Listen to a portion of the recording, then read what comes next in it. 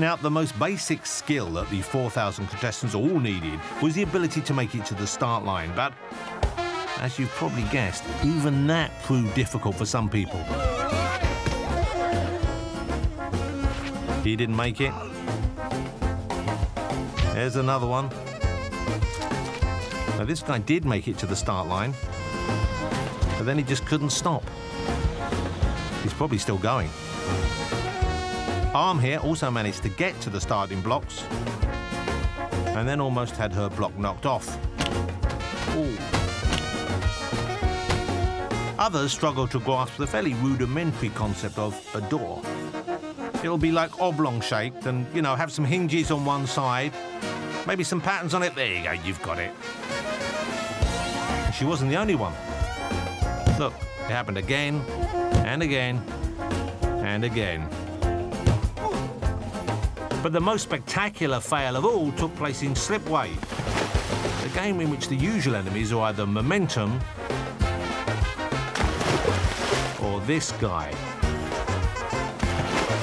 But for Thop here, the enemy was, well, Thop himself. I mean, that is still unbelievable, isn't it? And looking back on those moments with fondness, there's only one way to describe their efforts. Poor. Very poor indeed.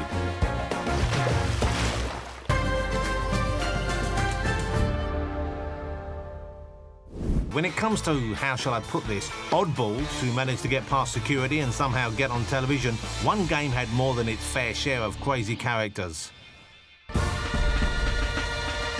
That was Sumo.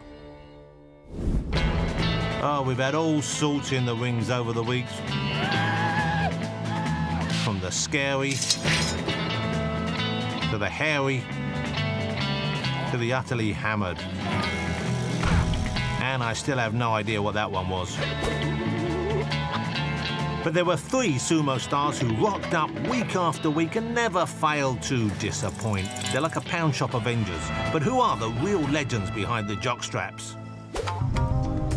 Well, they don't come much bigger than this. It's the huge fella with the tiny heart that's incidentally covered in a lot of fat and muscle.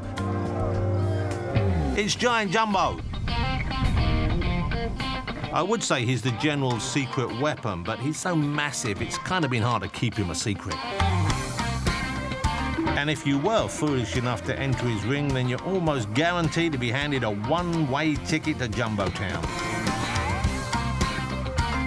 Back in the 1950s, when Takeshi's Castle first started, Jumbo was just a little, I say little, smaller than he is now. He was just a little boy. However, through years of training at the Academy for Big Fellas, he blossomed into the stunning specimen we see before us now. That was money well spent. But being Takeshi's biggest and sexiest man, well, it went to his head. Like when he came up against Player Boom. Jumbo had changed his image, and from there on in, it was all about the kimono, the lippy, and the wig. Although, you're looking pretty fierce. And finally, in the age of representation, we're legally obliged to feature a woman. And who better than my favourite, Pauline Monroe. She's the dating profile from, well, either heaven or hell, depending what kind of thing you're looking for.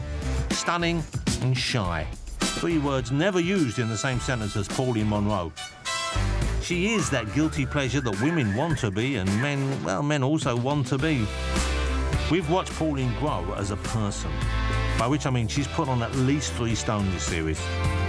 She may have a big personality, but Pauline's been unlucky in love and has struggled to find the right man. I can't imagine why.